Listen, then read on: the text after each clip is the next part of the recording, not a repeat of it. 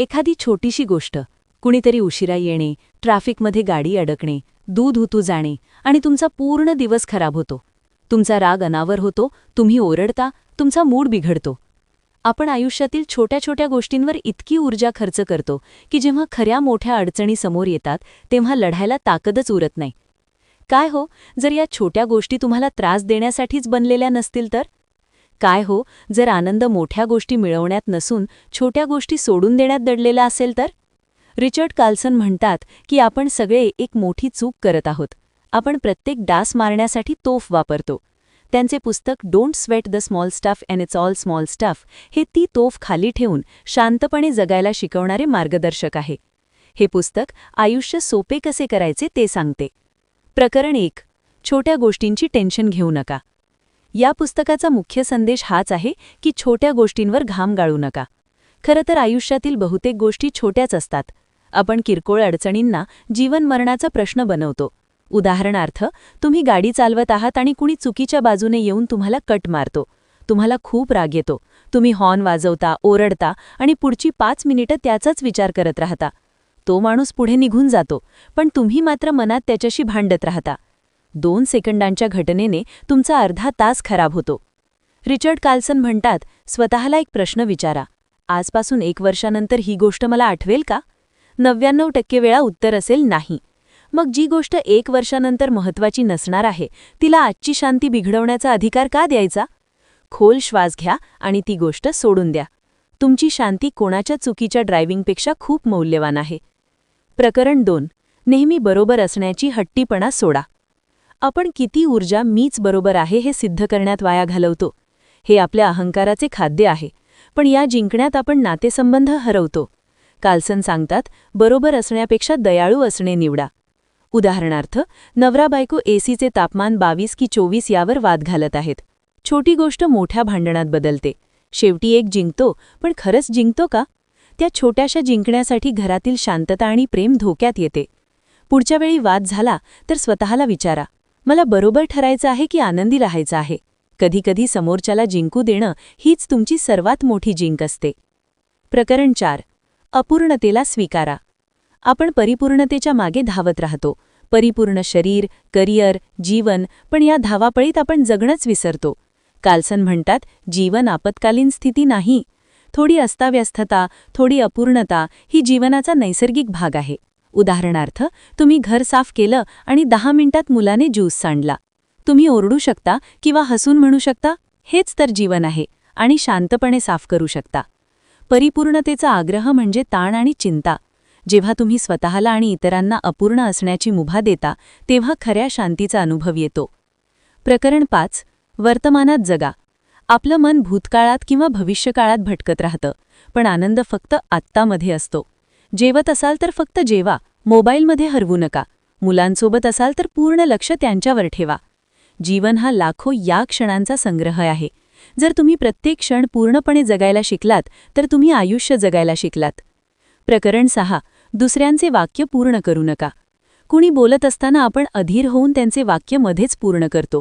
आपल्याला वाटतं आपण मदत करतोय, पण प्रत्यक्षात आपण समोरच्याचा अपमान करतो. यातून असा संदेश जातो की तू हळू बोलतोस, माझ्याकडे वेळ नाही, मला तुझ्यापेक्षा जास्त माहिती आहे. यामुळे नातेसंबंध कमकुवत होतात. चांगला श्रोता बना. समोरच्याला त्याची गोष्ट त्याच्या गतीने सांगू द्या. तुम्ही कमी बोललात तर जास्त शिकाल आणि तुमचे संबंध अधिक घट्ट होतील. एक मुलगा आपल्या आईला दिवसभराची गोष्ट सांगत असतो. तो म्हणतो, आज मी ऑफिसमधनं निघालो आणि आई लगेच म्हणते, आणि मग तू ट्रॅफिकमध्ये अडकला असशील ना? मुलाला वाईट वाटतं. कदाचित तो ट्रॅफिकबद्दल नव्हे तर एखाद्या दुसऱ्या रंजक गोष्टीबद्दल सांगणार होता, पण आता त्याचा मूडच खराब झाला. एक चांगला श्रोता बनण्याचा सराव करा. कोणी बोलत असेल तर फक्त ऐका. त्यांना तुमचा पूर्ण वेळ आणि लक्ष द्या. त्यांना त्यांची गोष्ट त्यांच्या गतीने सांगू द्या. तुम्ही पाहाल, जेव्हा तुम्ही कमी बोलता तेव्हा जास्त शिकता आणि तुमचे संबंध अधिक घट्ट होतात. प्रकरण 6. आपली लढाई स्वतः निवडा.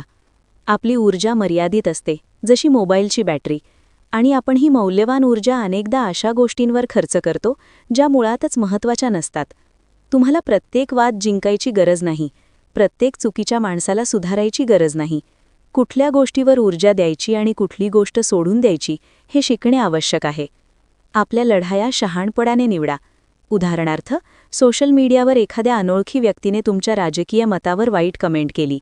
तुम्ही 1 तास त्याच्याशी वाद घालू शकता, किंवा तो कमेंट दुर्लक्ष करून तो तास कुटुंबासोबत घालवू शकता, किंवा एखादं पुस्तक वाचू शकता.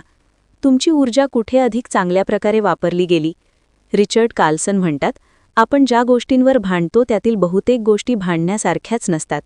आपण पर्वताशी लढण्याऐवजी रस्त्यातील छोट्या दगडांशी लढण्यात आपली शक्ती वाया घालवतो. ऊर्जा त्या लढायांसाठी जपून ठेवा ज्या खरोखरच तुमच्या आयुष्यात फरक घडवतात. प्रकरण 7. कंटाळा स्वीकारा. आजच्या जगात आपल्याला 1 सेकंदही रिकामं बसायला आवडत नाही. 2 मिनिटे मोकळी मिळाली की आपण लगेच मोबाईल काढतो. Scroll scroll scroll. आपण शांततेपासून घाबरायला लागलो आहोत. पण कार्लसन म्हणतात, हा रिकामा वेळ तुमच्या मेंदूसाठी खूप महत्त्वाचा आहे. याच वेळी तुमचा मेंदू रिचार्ज होतो, विचार प्रक्रिया करतो आणि सर्जनशीलतेला जन्म देतो. उदाहरणार्थ, एक लेखक नवीन कल्पनेच्या शोधात होता. तो तासनतास संगणकासमोर बसला, पण काही सुचले नाही. शेवटी तो निराश होऊन पार्कमधील बाकावर जाऊन शांत बसला आणि आकाशाकडे पाहू लागला. त्या कंटाळवाण्या क्षणी त्याला त्याच्या पुढील पुस्तकाची अप्रतिम कल्पना सुचली. जेव्हा तुम्ही मेंदूला सतत माहिती आणि मनोरंजनाने भरून ठेवता, तेव्हा त्याला विचार करण्याची संधीच मिळत नाही. दररोज काही मिनिटे काहीही न करण्याचा सराव करा.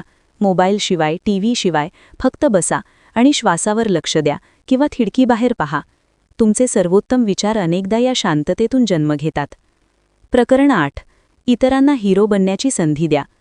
आपण सगळे आपल्या आयुष्याच्या कथेतले हिरो आहोत, पण प्रत्येक गोष्ट स्वतःच करायची, सर्व काही नियंत्रणात ठेवायचं, हा अहंकाराचा आवाज आहे आणि तो तुम्हाला थकवतो. कार्लसन एक सुंदर सल्ला देतात, बहुतेक वेळा इतरांना बरोबर असण्याचा मान द्या. जेव्हा तुम्ही नेहमी स्वतःलाच बरोबर सिद्ध करण्याचा हट्ट सोडता, तेव्हा तुम्ही इतरांना चमकण्याची संधी देता. लोक त्यांना आवडतात जे त्यांना महत्त्व देतात. उदाहरणार्थ, तुमच्या टीमने प्रोजेक्ट यशस्वीपणे पूर्ण केला. सादरीकरणाच्या वेळी तुम्ही सगळं श्रेय स्वतः घेऊ शकता, किंवा तुम्ही म्हणू शकता, हे सगळं माझ्या टीममुळे शक्य झालं, विशेषतः प्रियाने खूप चांगलं काम केलं. असं केल्याने तुम्ही प्रियाला हिरो बनवलं. तिची निष्ठा आणि आदर तुम्ही कायमचं जिंकलात.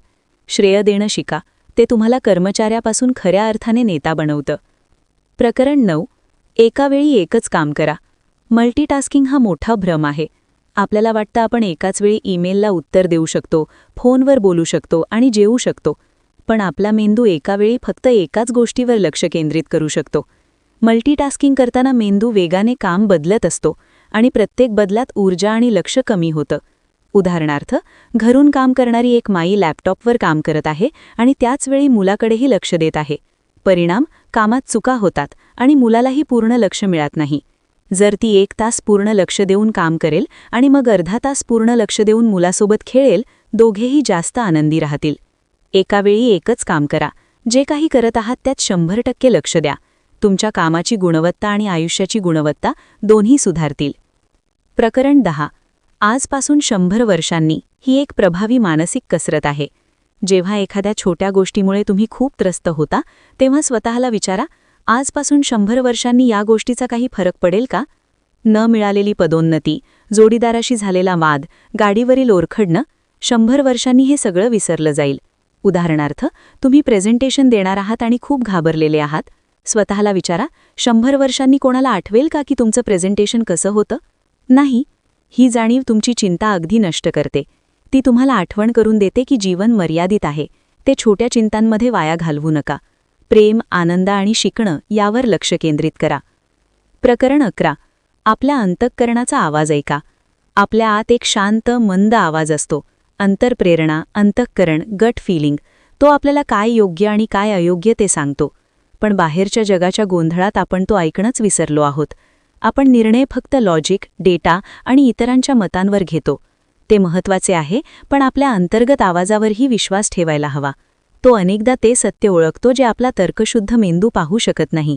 उदाहरणार्थ, एखाद्या व्यक्तीला खूप उच्च पगाराची नोकरीची ऑफर मिळाली. तर्क सांगत होता, ही सर्वात चांगली ऑफर आहे, स्वीकारून टाक. पण आतून एक भावना येत होती की काहीतरी बरोबर नाही. त्याने आपल्या गट फिलिंगवर विश्वास ठेवला आणि ती नोकरी नाकारली. 2 महिन्यांनी समजले की ती कंपनी मोठ्या घोटाळ्यात अडकली आणि बंद पडली. त्याच्या अंतःकरणाने त्याला वाचवले. आपली अंतःप्रेरणा ऐकण्यासाठी शांततेचा सराव करावा लागतो. दिवसातून काही मिनिटे काहीही न करता फक्त बसा. तुमच्या मनात कोणते विचार आणि भावना येत आहेत ते निरीक्षण करा.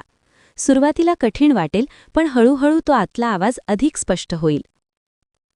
प्रकरण 12. तुमची टोपली आधीच भरलेली आहे. आपण नेहमी आणखीच्या मागे धावत असतो. आणखी पैसा, आणखी यश, आणखी वस्तू. आपल्याला वाटतं आपली टोपली रिकामी आहे आणि ती भरली की आपण आनंदी होऊ. कार्लसन म्हणतात, तुमची टोपली आधीच भरलेली आहे. तुमचे आरोग्य, कुटुंब, मित्र, घर, श्वास हे सगळं आशीर्वाद आहेत. समस्या अशी की आपण जे नाही त्यावर लक्ष केंद्रित करतो आणि जे आहे ते गृहीत धरतो. उदाहरण, एक माणूस मोठी कार घेण्याचं स्वप्न पाहत होता आणि आपल्या जुन्या छोट्या कारचा तिरस्कार करत होता. एक दिवस अपघातात ती कार पूर्ण खराब झाली. आता त्याला बसने प्रवास करावा लागला. तेव्हा त्याला जाणवलं ती छोटी कारसुद्धा किती मोठा आशीर्वाद होती. कृतज्ञता हा आनंदाचा शॉर्टकट आहे. दररोज झोपण्यापूर्वी 3 गोष्टी लिहा किंवा आठवा ज्याबद्दल तुम्ही कृतज्ञ आहात. ही सवय तुमचा दृष्टिकोन बदलून टाकेल. प्रकरण 13. इतरांच्या मनात डोकावू नका. आपण खूप ऊर्जा वाया घालवतो. तो माझ्याबद्दल काय विचार करत असेल? पण सत्य हे आहे की बहुतेक वेळा लोक त्यांच्या स्वतःच्या आयुष्यात व्यस्त असतात.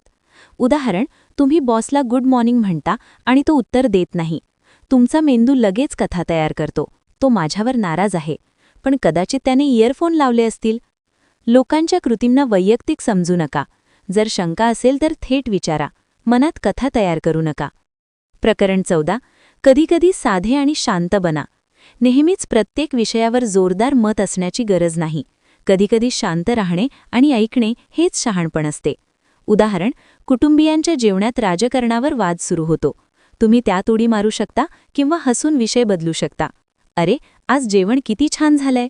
याचा अर्थ तुम्ही तुमच्या मूल्यांशी तडजोड करत नाही, तर तुम्ही तुमच्या लढाया योग्य ठिकाणी निवडता. प्रकरण 15. सेवेतला आनंद. जेव्हा आपण आपल्या समस्यांमध्ये अडकतो तेव्हा त्या खूप मोठ्या वाटतात. पण इतरांना मदत केल्यावर 2 गोष्टी घडतात. आपल्याला समजतं आपली समस्या तितकी मोठी नाही.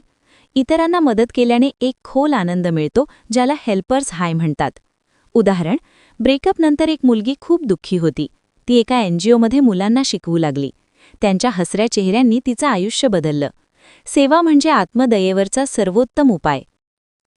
प्रकरण 16. आजचा दिवस शेवटचा असू शकतो. जर तुम्हाला माहीत असेल की आज शेवटचा दिवस आहे, तर तुम्ही अजूनही छोट्या गोष्टींवर रागवाल का? स्वप्न पुढे ढकलाल का? प्रियजनांना मी तुझ्यावर प्रेम करतो किंवा करते म्हणायला कचराल का? ही जाणीव आपल्याला प्रत्येक क्षण पूर्णपणे जगायला शिकवते. प्रकरण 17. तुमची स्वतःची श्रद्धांजली लिहा. कल्पना करा, तुमच्या अंत्यसंस्कारात लोक तुमच्याबद्दल काय म्हणावं असं तुम्हाला वाटतं? तो खूप श्रीमंत होता की तो खूप प्रेमळ आणि दयाळू होता? स्टीफन कवे यांनी याला begin with the and in mind म्हटलं आहे. जेव्हा तुम्हाला शेवट कसा हवा आहे हे स्पष्ट होतं, तेव्हा आज कसं जगायचं हे ठरतं. प्रकरण 18. तुम्ही तुमचे विचार नाही. कार्लसन म्हणतात, तुम्ही विचार नाही, तुम्ही विचारांचे निरीक्षक आहात. विचार हे आकाशातील ढग आहेत, येतात आणि जातात. तुम्ही ढग नाही, तुम्ही आकाश आहात. नकारात्मक विचार आला तर त्याच्याशी भांडू नका, फक्त निरीक्षण करा. हा एक विचार आहे, तो आपोआप निघून जाईल. प्रकरण 19. समस्या तुमचे शिक्षक आहेत. प्रत्येक समस्या एक धडा घेऊन येते. व्हाय मी विचारण्याऐवजी विचारा, what is this trying to teach me? हा छोटा बदल तुम्हाला बळीपासून शिकणारा बनवतो. प्रकरण 20. प्रेम हाच उत्तर आहे. या संपूर्ण पुस्तकातील सर्व नियम शेवटी एका सत्याकडे नेतात. जास्त शांत, आनंदी आणि अर्थपूर्ण जीवनासाठी प्रेम हा एकमेव मार्ग आहे. प्रेम म्हणजे फक्त भावना नाही, ते एक निवड आहे. समजून घेण्याची निवड, माफ करण्याची निवड, करुणा दाखवण्याची निवड. कार्लसन म्हणतात, दिवसाच्या शेवटी फक्त हेच महत्त्वाचं असतं, तुम्ही किती प्रेम केलं. बाकी सगळं स्मॉल स्टफ आहे ते जाऊ द्या.